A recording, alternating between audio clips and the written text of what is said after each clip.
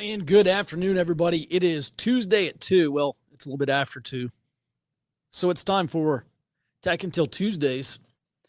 I'm your host, Mike Shelby. This is my opportunity every week to jump on here and talk about tactical intelligence, the stuff that's do-it-yourself at the local level.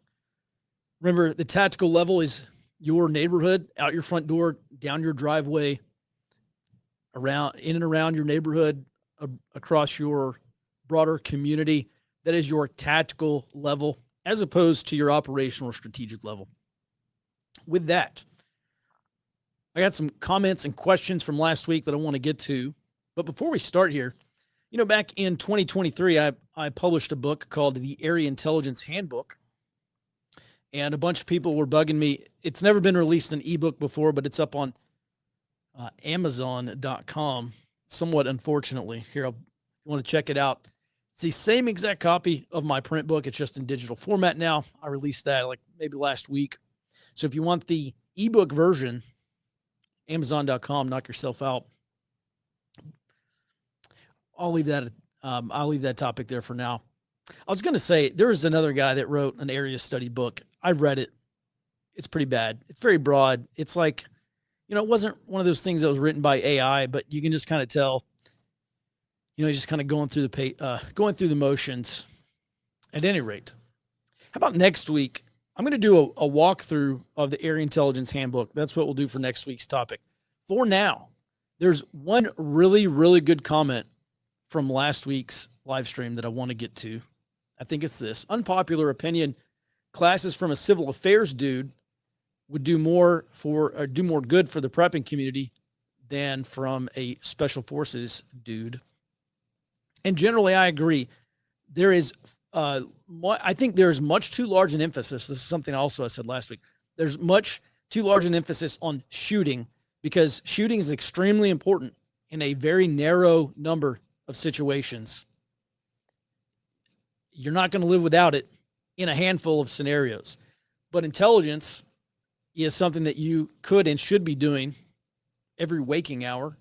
And also, I think the work of civil affairs, doing the community building, doing the civil reconnaissance, understanding how local communities work, community aid and outreach, inform and influence, that kind of stuff. And I'm not a CA guy, a civil affairs guy, obviously, but I have talked to a couple, and, maybe we'll go down this path a little bit more and talk actually about the work of civil affairs and what it means to you at the neighborhood level, because that's stuff that you need to be doing. We have to be community building. We have to be building up our tribe and developing the community, because that is what's going to help us respond to disasters.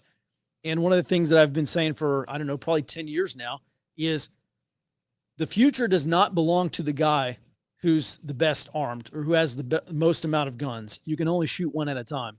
The future belongs to the guy who can bring the most people to the fight, because the fight is not only, let's just say we get to that situation. The fight is not only, as they say, kinetic, but there's a parallel conflict there. And that parallel conflict is over support from the community. Who are the people that surround us? Who are they supporting? Who are they giving their support to? Who are they legitimizing, or who are they delegitimizing? Who are they enabling? Remember, in the Army, we said every soldier is a sensor. Every soldier sees and hears things. Every soldier has an obligation to push information up the chain, information of intelligence value, things that people need to know. And members of our neighborhood, members of our broader community are that exact same way. Every neighbor, every member of the community is also a sensor. As an intel guy, I want to make sure that those sensors are passing information to me. And this is especially true during an emergency, when we have to make time-sensitive decisions, maybe decisions of life or death at the local level. I think back to the Cajun Navy and all the work that they were doing in, this is 2019, Lumberton, North Carolina.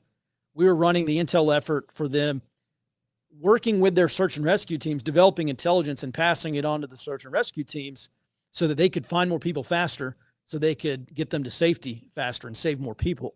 Ultimately, that was the mission. That is the mission that intelligence was driving. That was the operations. Those were the operations that we were supporting.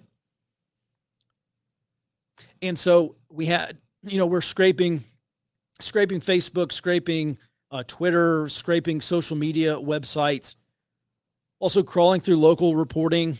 And there's a lot of video coming through as well. And sorry, this is 2019. I almost forgot. 2019, Lumberton, North Carolina. This was Hurricane Florence. And so this devastating hurricane had ripped through North Carolina. Cajun Navy responded, and they were out there saving people from floodwaters, taking people off the roof. They went to a home for senior citizens, and rescued them. I think it was like 90 or something like that. And that wasn't the federal government doing that. That wasn't the state police doing that. That wasn't the county sheriff doing that. It was largely rednecks and Cajuns from the Texas and Louisiana Panhandle the Texas and Louisiana Gulf Coast, rather, driving over to North Carolina and helping those people. So this is a really good example of the more sensors you have, the more information you have coming in, the greater your information flow, and the greater information flow, the more and better real-time intelligence you're going to be able to produce. And intelligence gathering or intelligence collection is a misnomer, because intelligence is not gathered. It is produced, or intelligence is developed. Information is what's gathered, and that's the input, information, and the output is intelligence. And intelligence drives the fight. It drives operations. It helps us make better decisions faster, so that we have a much higher chance of accomplishing the mission. So all that is to say, yeah, the work of civil affairs is extremely useful and extremely applicable to our situation. If you're trying to build up your community, if you're trying to build your local intelligence network, trying to solve local problems at the local level, because in a lot of cases, there really is no effort to solve those types of problems. And during a disaster, if you have community buy-in, if you have a neighborhood watch, you have a preparedness network, which is what I suggest building in most cases, you have a network of people, you can get a lot done. What's the saying? Many hands make light work. And that's ultimately what we should be doing. So I think that comment is spot on. Civil affairs, A, not really understood, B, not really applied, because there's such a huge focus on shooting and twist rate on your barrel and what caliber is your rifle. And, oh, that caliber sucks. And, oh, this pistol sucks. And, oh, this pistol is the one you want. Most people are going to go their entire lives without pulling the trigger in a situation. Now, it's life-saving stuff. You can't, you have to have self-defense, and you have to know how to shoot, of course. But most people will not be in that situation. And most people will be responding to a disaster or find themselves in a disaster where guns are not needed far more often than where guns are. That said, let's move on to the question of the day here. By the way, I do read these questions and comments. If you have a question, go ahead and fire away. I can address it. This is from last week. What are the most effective methods for gathering each type of intelligence at the local level for likely scenarios Americans will face? Okay, great question. What are the intelligence gathering disciplines and what methods can we use? So there are more than 4, but I recommend 4 primary intelligence gathering disciplines. Starting from probably the most useful right now, the biggest impact, you have to start with open source intelligence, what we call OSINT. OSINT is going to allow you to build probably 70, maybe 90% of your, probably not 90%, but solid 70, 80% of your area study. And all your local intelligence work should start with your area study.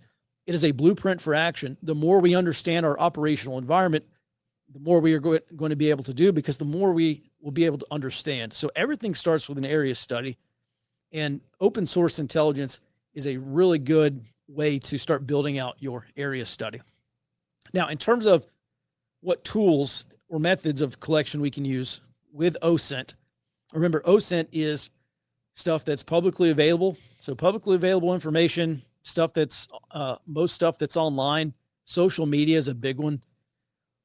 Back when I was in we said something like 90% or something like that. 90% of all available intelligence information came from open sources. And I can only imagine, I got out in 2012, so I can only imagine that with the proliferation of social media in the ubiquitous adoption in many cases in a lot of countries, it's probably far north of 90% now, maybe 95 or more percent. So that is what's going to give you the biggest bang for your buck, is just gathering what's already publicly available. So there are tools that we can use. And one of those tools that I've used for a long time is Feedly. Now, what you want to do, the great thing about open source intelligence is we can search it actively. So we can get online, we can get on Google or whatever. There's a bunch of different search engines for depending on what you're trying to look for. But we can get on there and we can search for stuff. And that's time intensive. That's effort intensive. If I'm doing a Google search or whatever search, that's time I'm not doing something else. That is not my preferred method of gathering open source intelligence.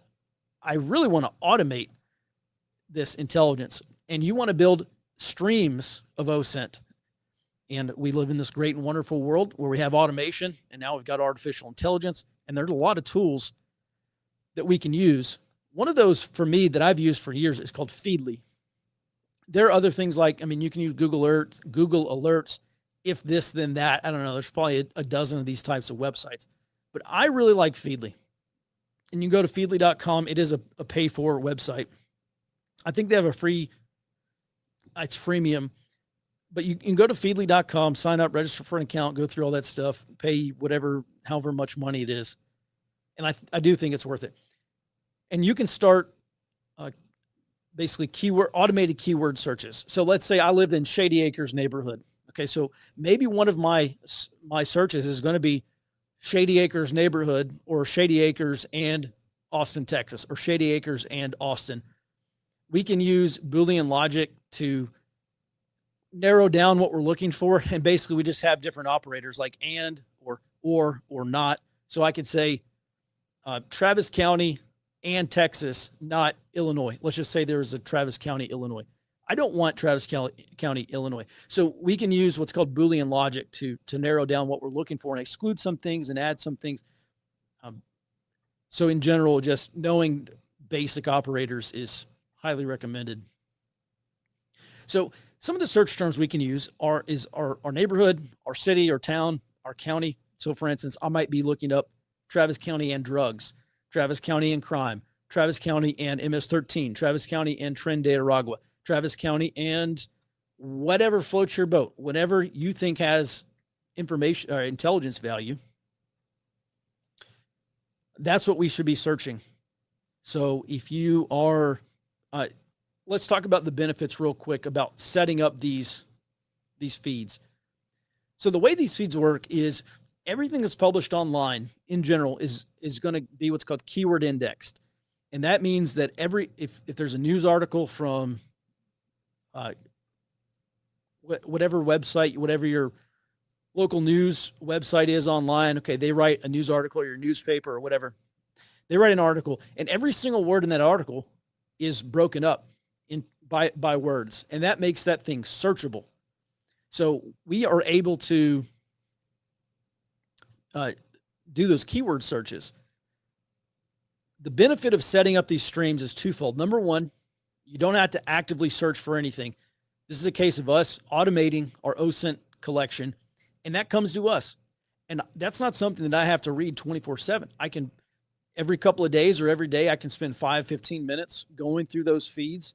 And now even with AI, there's sentiment analysis. There's all sorts of stuff that we can use to help trickle those, whatever AI believes is higher priority can be trickled to the top. Whatever AI thinks is lower priority or noise. Okay, we're trying to separate the signal from the noise here. And so we can train these AI systems to do that for us. So the biggest benefit is you don't have to go search for this stuff. You build a feed and you just monitor it every day. And I read through there, and if there's something that has intelligence value, I can just clip it out, copy and paste it, take a screenshot, save the whole page as a PDF, do whatever, throw it in my area study or throw it in a folder. And I'll just say, hey, look, and next time my group sits down and we take another look at our area study, we're going to go through this and talk about it. So that's the first benefit, is we just monitor. We're not searching, we're monitoring. And that can be done at any time. The second benefit is some of this stuff will be real time. And that's great because in a disaster, let's just say, there's grid up disasters and then there's kind of grid down disasters. As long as things are still functioning, like our utilities, as long as they're still functioning, as long as I have power and internet and everyone who surrounds me also has power and internet, I'm still going to get access to incoming information. There's a really good real world story from this. And let's go back to Lumberton, North Carolina, 2019, Hurricane Florence, Cajun Navy. One of the things that we found scraping social media. So people who were stranded, they're on their roofs or they were on their cars or wherever they were, stranded by the floodwaters after this hurricane came through. They were getting on Facebook and they were saying, help, it's me and my 2 kids and we're at 123 Bakalakadaka Street and we need help. Okay, so using the Facebook and Twitter fire hose, we were able to get all that information off of social media. But after a time, we noticed something started changing. It was probably like 12 to 24, definitely by 36 hours after all the power was out. We stopped seeing those requests. And it was very noticeable. I mean, over like a 6 to 12 hour period, it's just like they just stopped. And the question was, well, did the search and rescue team save everyone? No. The cell phone batteries were going out. And so, or the cell towers were down. And so we can't rely solely on open source intelligence. It's great when everything's functioning. When things stop functioning, we've got to use some other tools. And so I would say that's a big thing. Utilize OSINT as much as possible, especially to build your area study. Utilize that now while you can. We can rely on that stuff while we can. But if we do get into an emergency where there's greater levels of disruption to power, internet, et cetera, we are going to have to transition away. And that's why we have to build out our other intelligence gathering disciplines as well.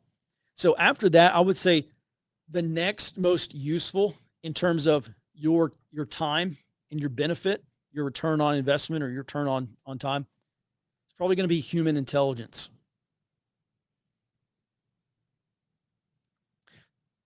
I've long advocated everyone needs a local intelligence network. We're talking about humans here, human intelligence.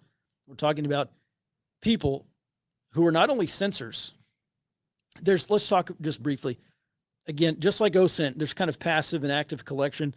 In human, there's also passive and active collectors. A passive collector might be, hey, Mike, I was driving down the road and I saw a cop car. I saw 5 cop cars pull over this black Mercedes Benz. And I don't know what it was, but they were opening up the trunk and they had all 4 doors open. In some instances that could have intelligence value. Okay. That's someone who's just passively collecting, right? They're not driving around looking for 5 cop cars pulling over a drug vehicle. They just saw this in passing and they took a picture, they took a video, or they hopped on our signal chat and they passed it up, said, hey, Mike, just thought you should know about this. Pass it on. Everyone should be a passive collector. That's one thing I try to get across to these gun guys is, as long as you're out shooting and preparing for Civil War 2.0 or the end of the world or whatever you think is going to happen, as long as you're doing that stuff, you have to understand you have an obligation to observe and report. And if you have 10 or 15 gun guys and you don't have any combat support, like intelligence as a combat support function, if you don't have a 2, an S2 or whatever, then I don't know. Good luck, man. Good luck not knowing anything. So we have all these sensors. Everyone has to be passively collecting and pushing information out to the intelligence officer. If you're watching this channel, there's a probably pretty good chance that you are that person or that you will become that person. And every area needs a 2-shop, essentially. Okay, at least one person. If we think about your intelligence needs, are they going to be 24 hours a day during an emergency? Yes, they will.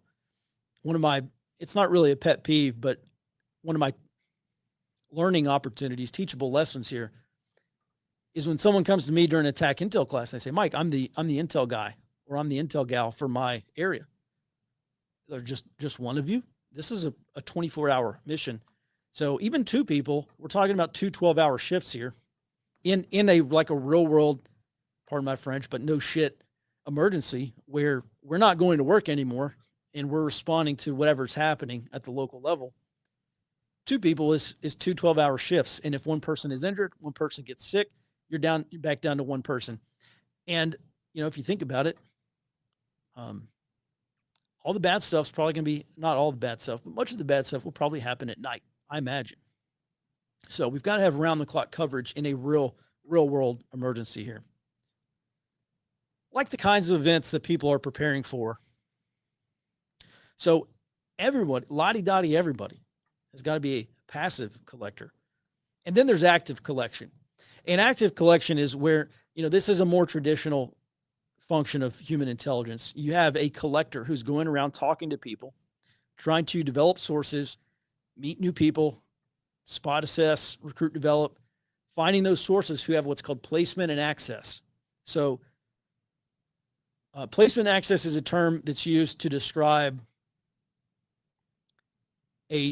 placement describes a source's placement within an organization. For instance, if we had, let's say there was a source, let's just say in the Taliban, okay, his placement would be, this is a low-level Taliban fighter, or this is a district-level Taliban commander, okay? Two totally levels of placement within that organization, okay, but their access would also going to be very different. So a lot of times your placement inside an organization, or placement in a building, or placement in an area, wherever, is going to determine your level of access. So it really comes down to, what are your collection requirements? And our collection requirements are reflection of our intelligence requirements. What intelligence problems are we trying to solve, or what answers are we trying to solve? For instance, it might be identify the location of the next VBED attack, the next vehicle-borne IED attack. Well, who is more likely to be able to answer that question? Low-level Taliban fighter or mid-level Taliban commander? Well, it kind of depends. If the mid-level Taliban commander is in charge of identifying targets, then he's definitely going to know.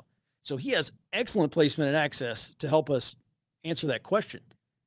This low-level Taliban fighter, maybe he's in a direct action cell. He's not in an IED cell. So the chances are pretty low that he's going to be able to answer that question. So what does this mean to us at the local community level in a civilian capacity? Well, it means that we need to be networking with people who have placement access to the kinds of information that we are looking for. One of the biggest problems that you will encounter when doing your area study, one of the biggest problems that you will encounter during a real emergency, is not having access to criminal information or gang information. So how do we solve that problem? Through human intelligence. Some of this stuff, yeah, maybe we'll be able to get some of this stuff through open source, but predominantly this will be an intelligence problem solved through human intelligence. So calling up our buddy who's a sheriff's deputy, or he works at the police station. Those are the kinds of people that we need to be networking with in most cases.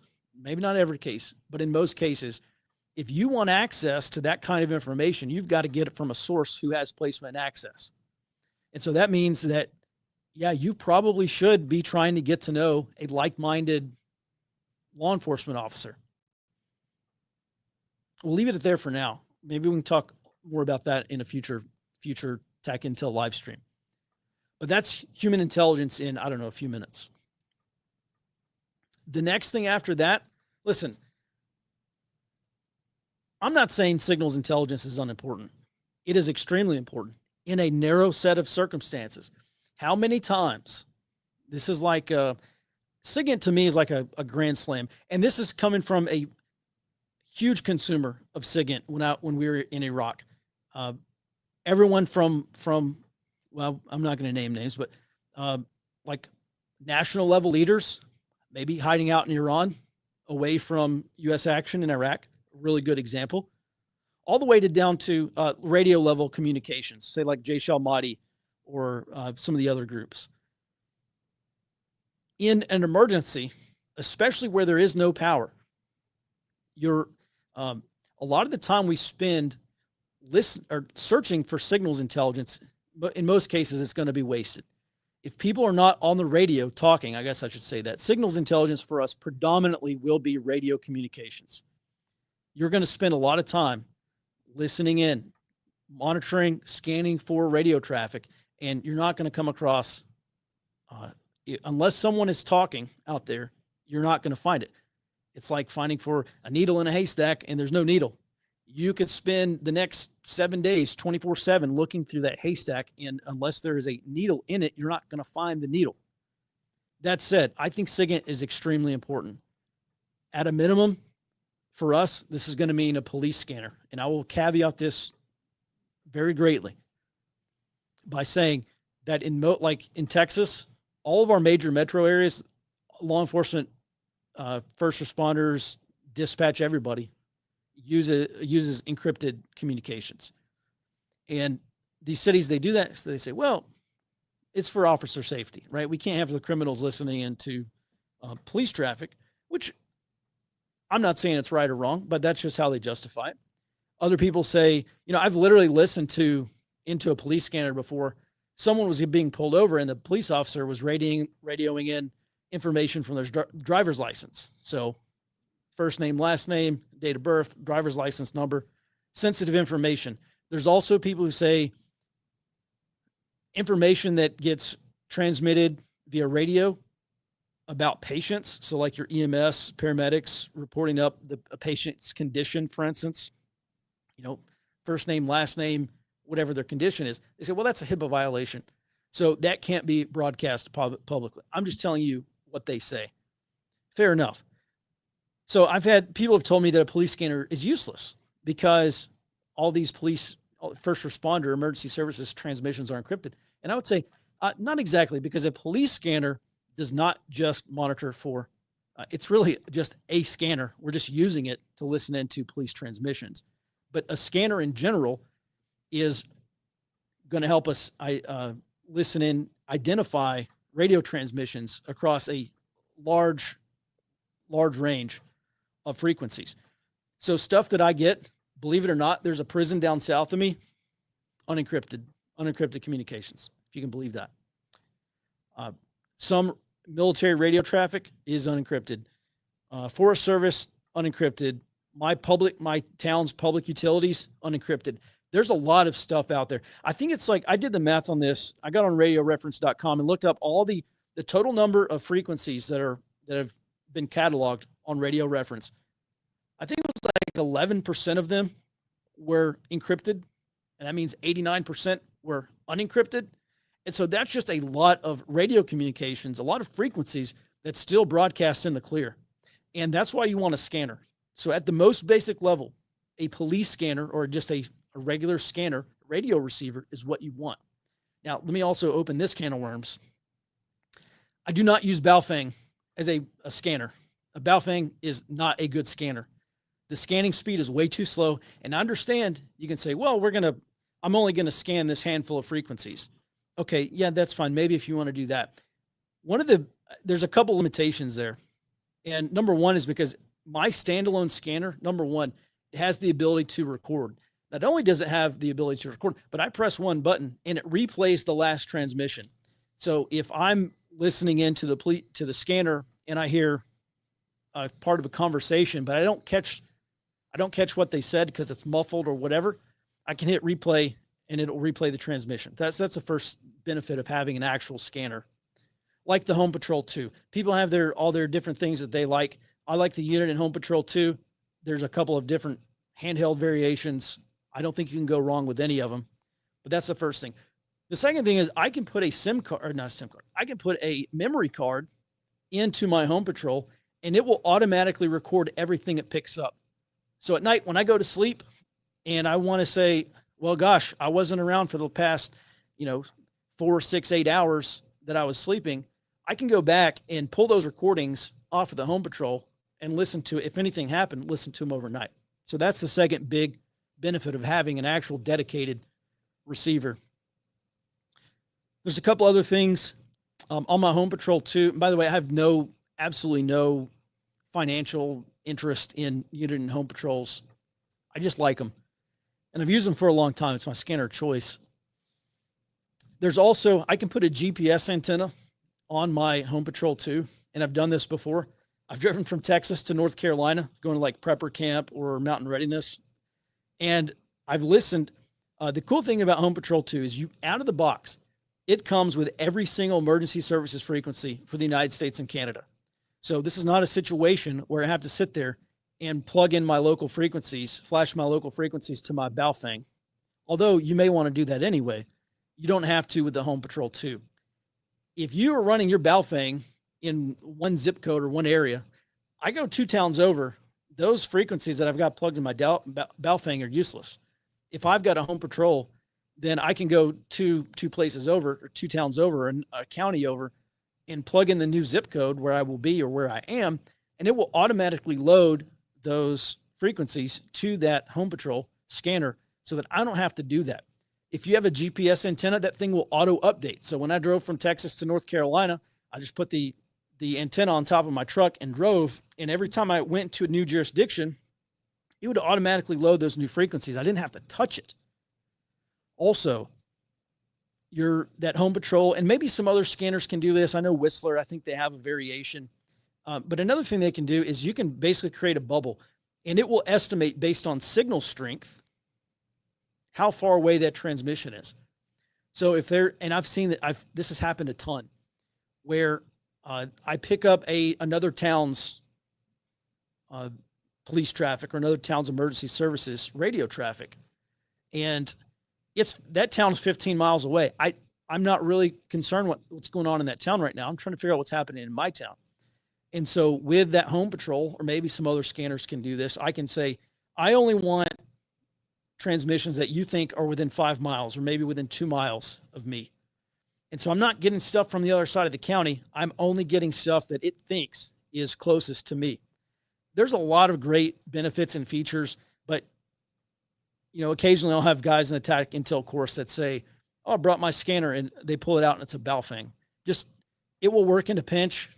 I highly dislike Baofeng as a scanner in general, especially when we're trying to find that needle in the haystack, because it literally is like trying to find a needle in the haystack. You've got to be in the right place at the right time listening. And so scan speed is extremely important. The rate at which your scanner can scan all those frequencies. You want something fast. You want a Ferrari. You don't want Honda Civic or whatever. Is a Honda Civic reliable? Yes. Will it get you where you're going? Of course. Do I want to have a street race in a Honda Civic? Of course not. I mean, maybe not unless it's tricked out, but you can't trick out a Baofeng like that. So at any rate, just get a real police scanner. That's as much as we'll say on the topic of signals intelligence. Hugely important. It is mission critical. I would not want to go into any situation without SIGINT capability. But in most instances, it is not going to be my first choice. My first choice is going to be open source. And even that depends on, if you live in a very rural area, maybe OSINT's not your first choice. Because if you don't have a lot of sensors putting stuff on the internet or putting stuff in publicly available spaces, you're probably not going to get a lot out of OSINT. In that case, it would probably be, I would want my HUMINT network, all these observers out in the community, looking at stuff, hearing, seeing stuff, and radioing stuff in, or jumping in the signal chat and posting, taking a picture. This is another benefit, if you can. Another benefit of running this off of signals, you can take pictures, you can take video, and you can transmit that over Wi-Fi or cell signal. And it's great when the grid is up. If the grid's down, give me a salute report. Salute report being the most basic and most effective and efficient way of transmitting information, like spot reportable information over the radio.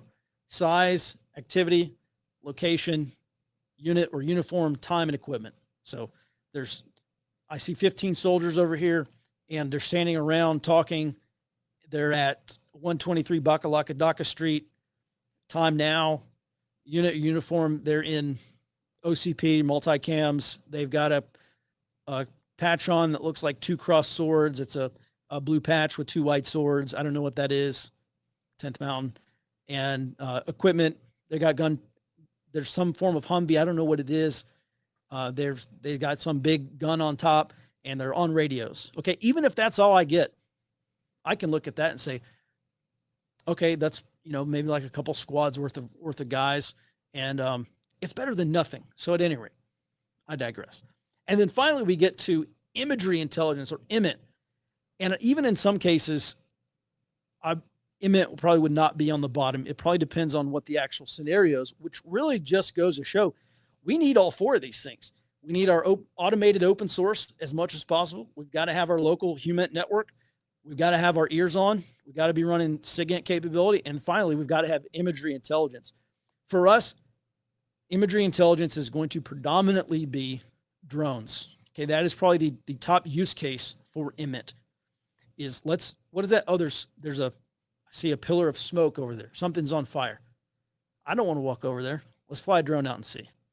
Or, whatever. There's just plenty of use cases. You can think of your own examples, I'm sure. But IMIT, or imagery intelligence, really what we're talking about here is called FMV, full motion video. And that is what we want. We want real-time, eyes on, looking at whatever's in the area. So that is probably the best use case for imagery intelligence. Also, something that you should be putting in your area study is local imagery from like satellite imagery, putting that in your area study. You want it fresh. You want recent satellite imagery. And, the great benefit is I can see, and listen, I say this stuff, and sometimes I think, like, that's kind of creepy. Yeah, intelligence, you kind of got to be a snooper. Okay. You kind of got to be a little creeper about this stuff. But with imagery intelligence, I can see what's in my neighbor's backyard, and maybe I can't see that from my field of view when I walk out to my backyard, but I can get an overhead picture and be like, oh, this guy has a garden, or he's got a greenhouse, or he's got some building, or, whatever. Oh, this is obviously a range, because I can look, and my neighbor out at the ranch, I can see this big area that's dug out in a horseshoe shape. And, I can estimate, okay, that's these big dirt mounds are 10 feet tall. And I see these two or three little white slot looking things with black bases. That's obviously a shooting range. Does that have intelligence value to me? Of course it does. Of course I want my neighbor.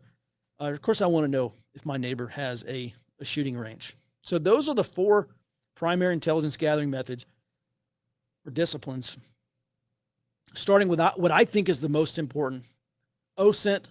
And I say OSINT's the most important because it's the biggest bang for your buck. It can also be automated. We're going to build 50, 60, 70, 80% of our area study off of OSINT. If you live in an urban area, that will probably remain your top choice, because we can do, on some of these OSINT tools, we can do what's called a geo bubble or geofencing. And so you can put a ring around your neighborhood or in your county, and you can just say, give me every tweet, give me every Facebook post, give me every Instagram picture, give me anything that you think is in my county, or anything that is geotagged within my county. And so if you live in a built up area where you have a lot of people posting to social media, OSINT is probably going to be your number one.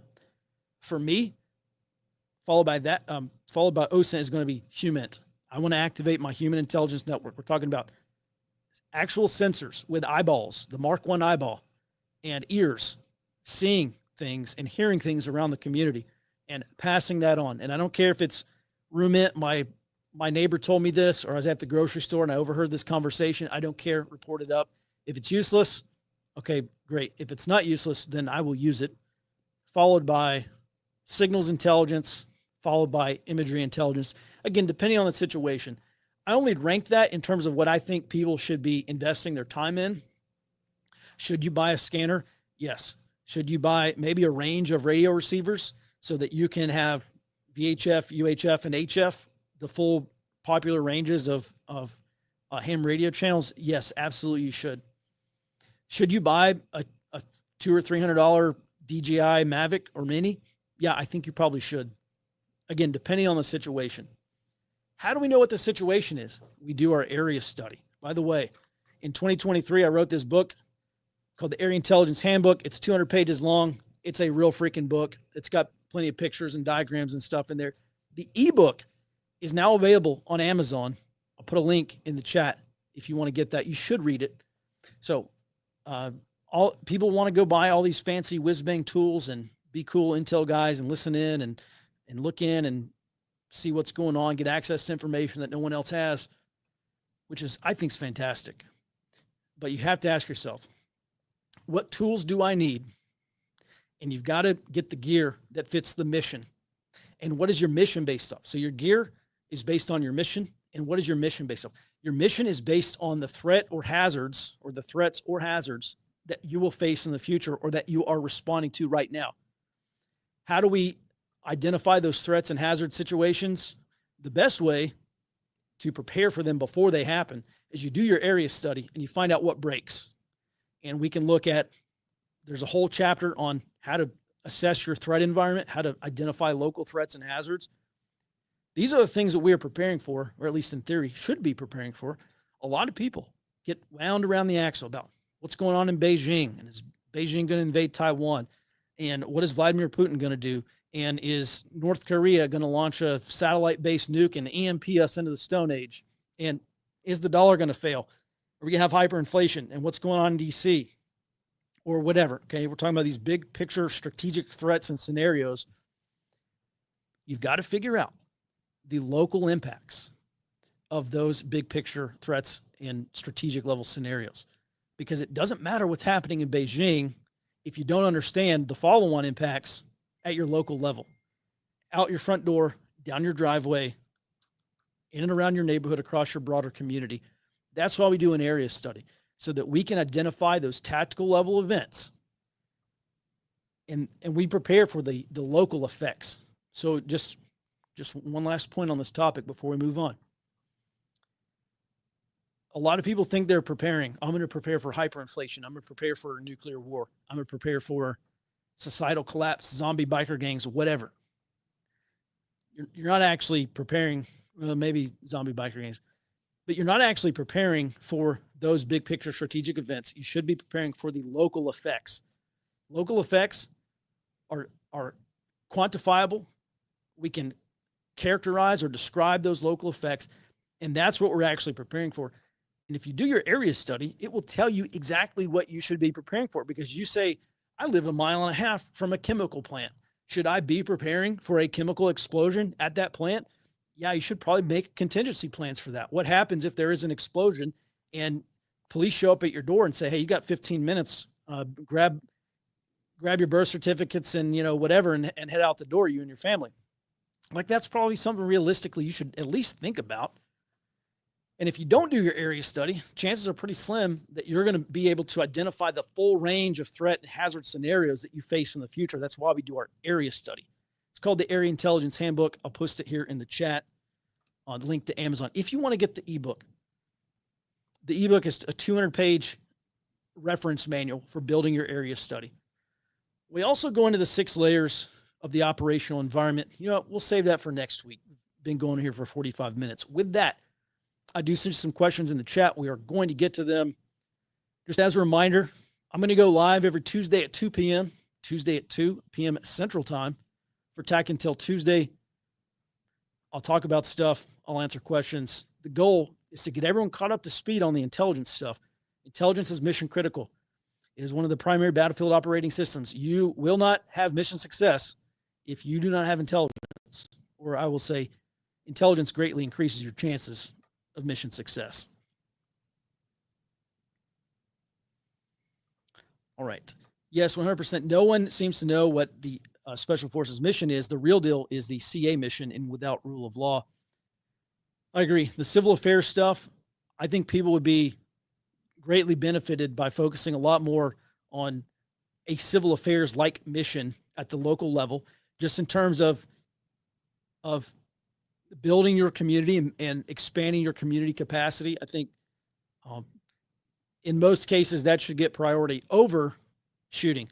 Everyone should have a basic proficiency in shooting. We'll leave it there. And on that point, I'll bring someone on. Actually, I know a guy, he's getting ready to retire from civil affairs, and he's been attached to special forces, ODAs, and been on SF missions basically his entire Army career. I'll grab a CA guy and we'll talk about this. We'll break it down. All right, it's nice to know where some mine shaft and tunnels are if you're in the Southwest. Yep, that's the subterranean layer of our physical terrain. We should know about that stuff. And that is another reason why we do an area study. It's another item on the checklist here. By the way, everyone's saying thank you. Thank you for watching. What is the best way to map and gather intelligence? Organic maps, ArcGIS. What communal software suites are good to use or try? In short, what do you do with the intel after gather? Great question. Remember, we select the gear based on the mission. The mission is based on a threat, and the threat is based on what we can identify in our area study. Or the other way we identify a threat is something that's real time that maybe we couldn't account for in our area study. So what is the best way to map intelligence? Well, there's two ways. There's analog and digital. So if you want to use analog, you can use ArcGIS. If you're looking for something a little more user-friendly, security caveats notwithstanding, you can use something like Google Earth. Do I want to put sensitive stuff on any cloud platform or anything that's connected to the internet? No, of course not. Me personally, I don't. One cool thing about Google Earth is that we can actually cache, I think it's up to two gigabytes of map data or imagery data on Google Earth, and we can put that on a standalone computer that's not connected to the internet. You get a laptop, you rip out the Wi-Fi card. If the Bluetooth's attached to the Wi-Fi, great. If it's not, rip out whatever Bluetooth connector mechanism that laptop has, rip it out, and now you've got a standalone computer that is not connected to the internet. Can it still be electronically attacked? Or yeah, of course it can, because we're living in the 21st century. But in general, that is far more secure than having something that's internet connected. So we can load that Google Earth onto that standalone computer. Now you can plot stuff to your heart's content, and it's not connected to the internet.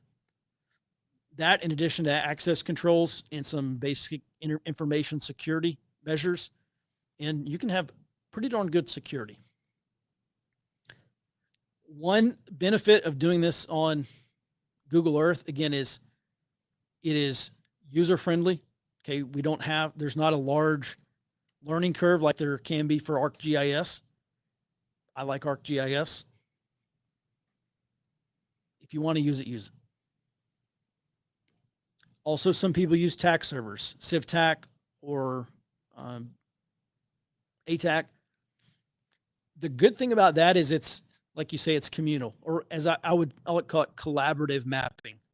So any of the TACs, CivTAC, you got your server, whatever you're running, I can have multiple different people plotting stuff on that map at the same time. Okay, dropping a pin and say, there's flooding right here, or this bridge is out.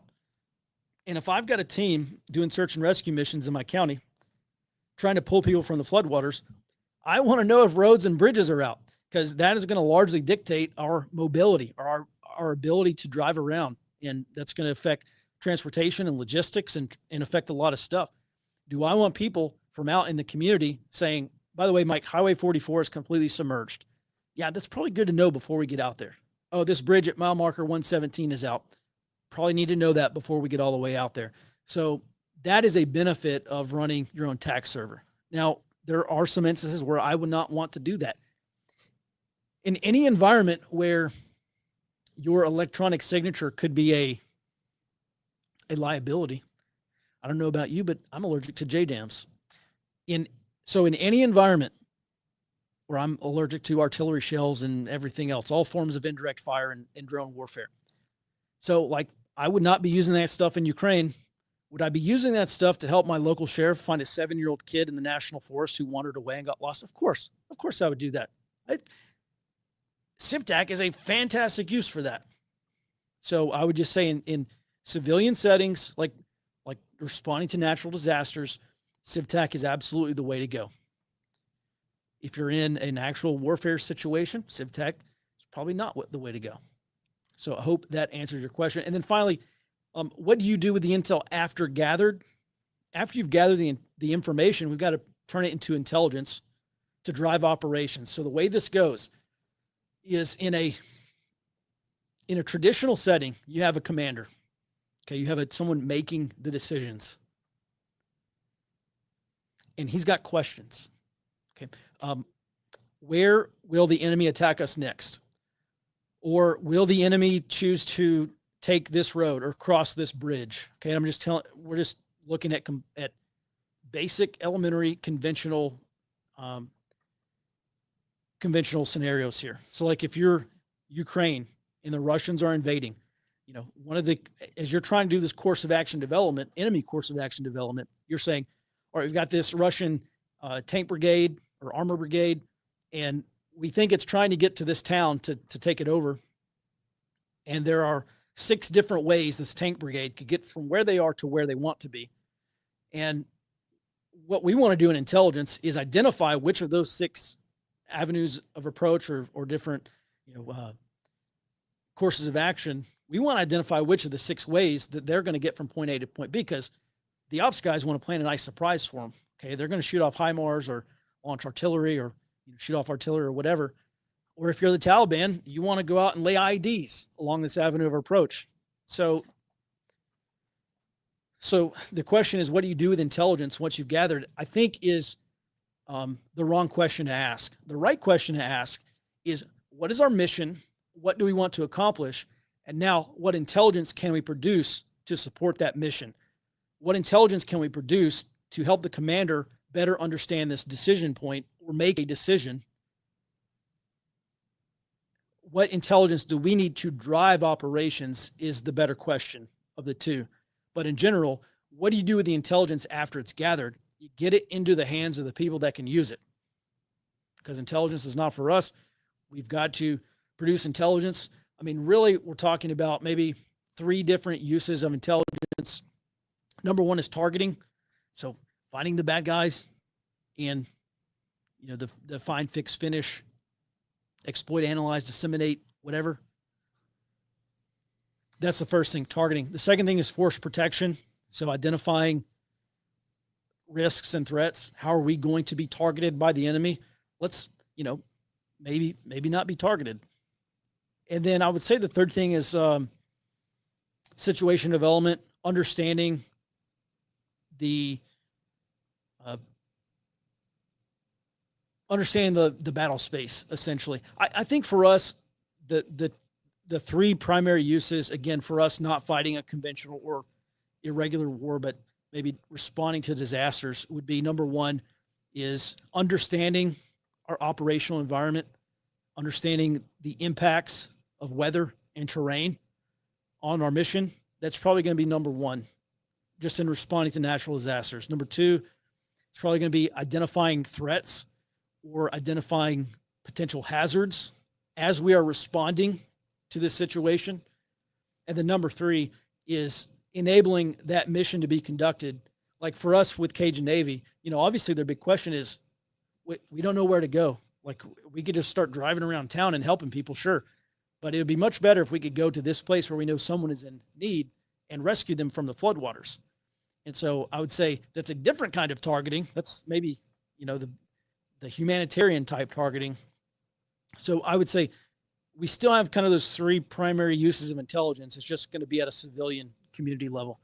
Great questions, BH 103A4. Those are the kinds of questions that I'm here to answer, and I want to help people understand this stuff. All right, great show with Pete the other day. I was on with Pete Quinones talking about the future of the far left, what I think the far left is going to do. All right, I asked ChatGPT to provide me salute reports for events in my area that occurred in the last few days. It did. Fantastic. There's a lot of uses for ChatGPT. I use ChatGPT almost every day.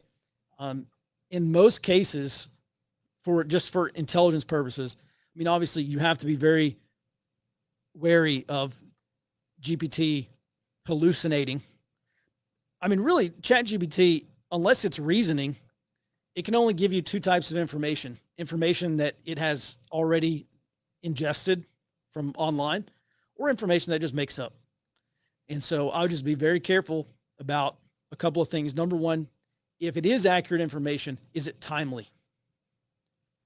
I asked ChatGPT to write me a financial intelligence report, and it did that, and it said, "Oh, Bitcoin is at $50,000 today." Well, this was a few months ago. Bitcoin was over $100,000. So, I mean, was it right in terms of that date of information when GPT ingested that? Yeah, it was accurate the day it was ingested, but intelligence has a shelf life. What was current 3 months ago, probably not going to be current today in a lot of situations. Listen, intelligence is 5 things. Okay, it's timely, it's relevant. So how do we describe relevance? Well, it's relevant to the mission. Does this piece of information or information of intelligence value help us to produce intelligence to drive the mission? If yes, great. If it's relevant. If not, then it's not relevant. Accurate, it should be right. Timely, relevant, accurate, specific. It should be as specific as possible. In your salute report, you don't want someone from your town saying, "Hey, Mike, there's a bunch of gang members over here in the neighborhood." How many is a bunch? Like 50 is a bunch, 20 is a bunch. I'd like to know that before we decide what we're going to do. And then where in the neighborhood? So it's good to know that stuff, but I want all my sensors to be as specific as possible. They're out in front of 123 Bakalakadaka Street, and they're here right now. And then finally, predictive or actionable is the last thing an intelligence should be. It should be predictive in that we can look at a pattern and we can predict what is going to happen, or make some prediction that is actionable, or prediction that can be acted upon, or actionable, something that is like time now. We can action this, or we can, I don't know. I've always had this strange relationship with the term actioned, or we can action this. It's kind of weird and wonky, but it just means that we can act on it.